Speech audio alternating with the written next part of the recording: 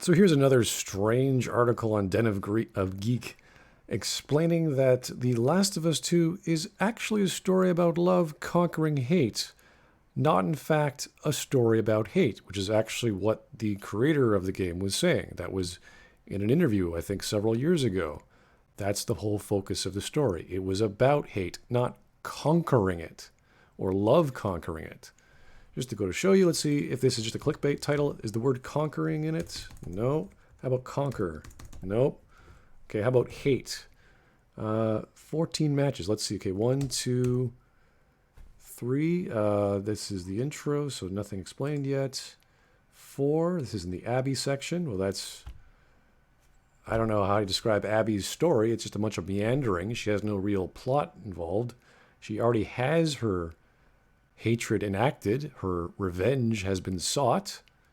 And now she's enjoying getting back to normalcy or whatever that is in her story. It's kind of hard to describe because she doesn't have a plot. She just meanders. She goes to see Owen. She gets captured. Some kids save her. She saves the kids. She saves the kids again. She saves the kids a third time. She goes after one of the other kids. It's just helping out these kids. That's the whole story with Abby. So, hate, hate, hate, hate, hate. That's it.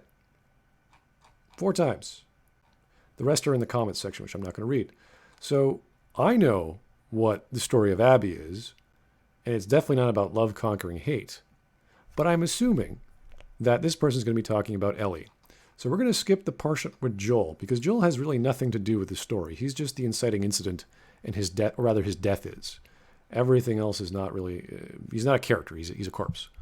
His flashbacks don't exactly paint a picture of love conquering hate. He just asks... He's pretty much just wants Ellie to forgive him in one of the last flashbacks of the game. That's it.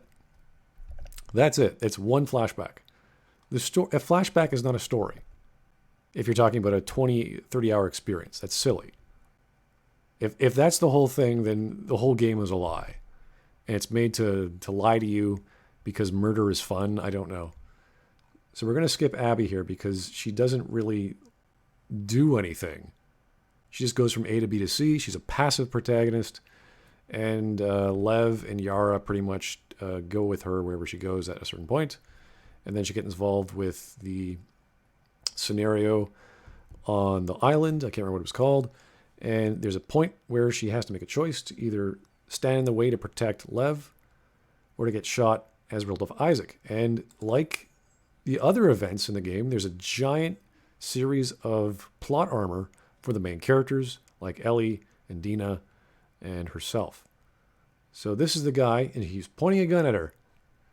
He's like, get out of the way, I'm going to shoot you. And the other people around him shoot him multiple times, even when he's on the ground, and Abby and Lev get to escape. So you could argue that her standing her ground is that she believes in friendship or caring or family, and that's part of her family. She actually states that. You are family. You could call that love or familial love, but it's never blatantly outright stated. In fact, it's more like communal love, or it's more like friendship or camaraderie, which is strange because most of her other friends die as a result of her actions. Manny dies. Owen and Mel die, and their unborn child die. And the other friends along with the way. All these other people we don't even know. We don't even care for. So does Abby show love for them? No, not really. You could say her sexual relationship with Owen is an act of love, sure. But that's not overcoming hate. She never hated Owen. So there's no real love in Abby's story that I can see of, or love conquering hate. Now, the best we can do, or the argument, the best that they could have, is discuss Ellie's, I guess, dropping of hatred for love, but there's no actual love. We know why she's trying to kill Abby, and it's definitely due to revenge. She hates Abby. That's the whole story for Ellie. They've surely done horrible things, but by the end of Last of Us 2, they've found closure. Really?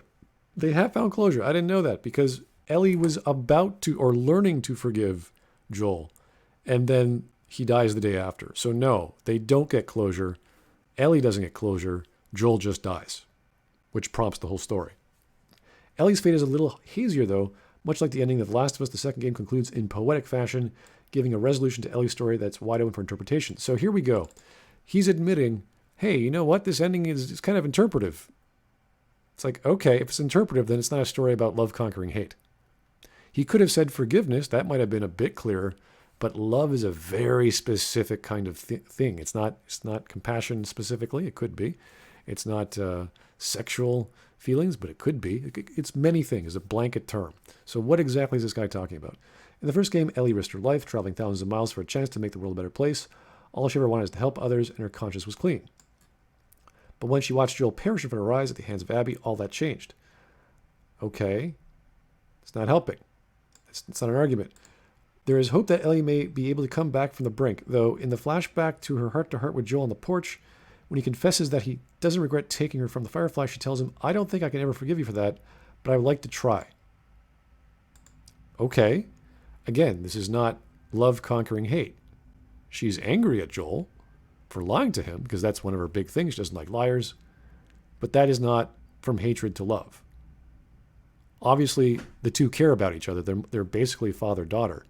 But where is this love conquering hate story? I don't get it. That is a flashback. That is an offhand remark by Ellie. I can learn to forgive you. It's like, great. It's not I can learn to love you again. That would be a better argument. And she does try. No, she doesn't. At the end of the game, when Ellie is choking the life out of Abby on the beach, she stops when she sees a vision of Joel. Yeah, but it's unconnected to that flashback until we have to wait 5 minutes for the flashback to occur. It doesn't make sense. And then somehow we have to guess she's trying to forgive Abby? Why? Why would she want to forgive Abby? If anything, seeing a flashback of Joel, in whatever context, is all about getting revenge for him, the person you are seeking revenge for. Joel died, therefore Abby must now die. That's what a revenge plot is. That's why you have it. If anything, she should have killed Joel, because then love would conquer. Her love for Joel was more important than her hate for, I don't know, the WLF or the Fireflies or whatever, or hatred for Joel. If she hated Joel, then she wouldn't have gone this giant quest to kill Abby. You see, if you love Joel, or if she loved Joel, and Joel dies, then you go on a quest for revenge, which is exactly what Ellie did until she couldn't pull the trigger. She couldn't finish her off. She couldn't seal the deal, as it were. So that's not love conquering hate. That's, I hate Joel more than I hate Abby. That's what it sounds like to me in that flashback. Because at that point, she's like, I'm going to try to forgive you. Not I'm going to try to love you again. That's a far cry from love. Forgiveness is a far cry from love. Not the bloody vision that's haunted her for so long, but rather an image of him sitting peacefully on the porch playing his guitar. It's still a flashback of Joel. Again, whatever context, it doesn't matter. It was in the past. And all she's ever thought of Joel in the past is that he's no longer here in the present. It doesn't matter whether we're good feelings or bad feelings or forgiving feelings. Again, but those feelings aren't necessarily that of love. And we did get a flashback where Ellie had a great time at a museum. Was that feelings of love? Did that good memory come out as well? No, it didn't. So the one on the porch, the flashback with Joel, was not a feeling of love. It was just a conversation between the two where Ellie is going to try and forgive Joel. That's it. That does not somehow juxtapose Joel with Abby and she's going to try and forgive Abby. That doesn't make any sense. Why would she suddenly do that? There's no reason for her to do that.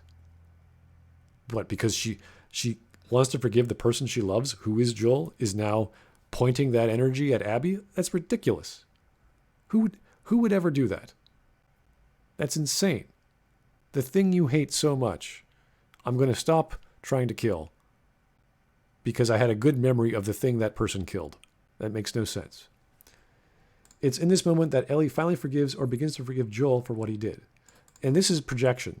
Now, I don't think this is interpretation. I think this person is just projecting what they thought. Because the scene is just a conversation. You don't need to interpret it. It's very straightforward what happens. They have a discussion. Ellie's still angry. Joel's like, I'd do it again if I could. And I'll learn to forgive you. That's it. She knows what he did was wrong, but she also knows that what he did it because he loved her.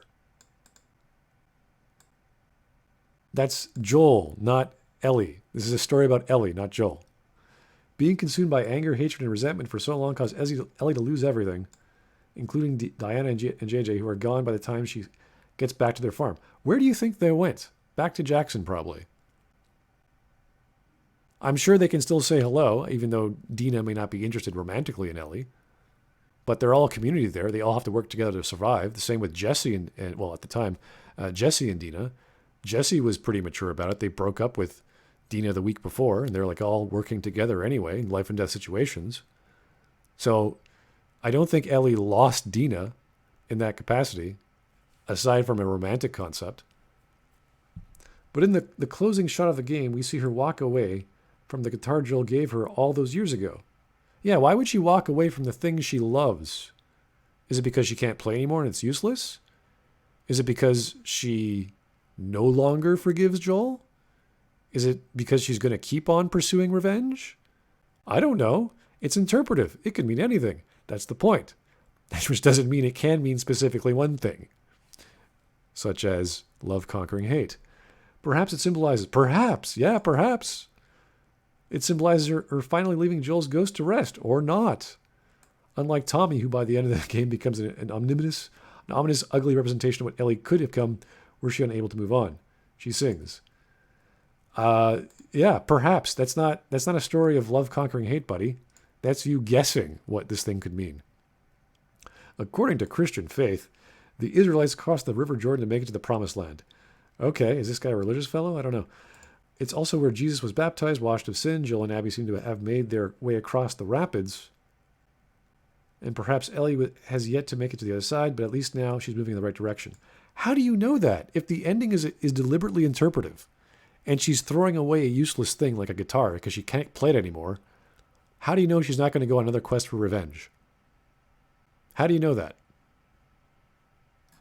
When you're admitting it's interpretive. Anyway, this was another nonsense article by people trying to defend this game, not knowing what they're talking about, focusing on what they think is real with not actually addressing the narrative. Thanks for listening. Have yourself a good day.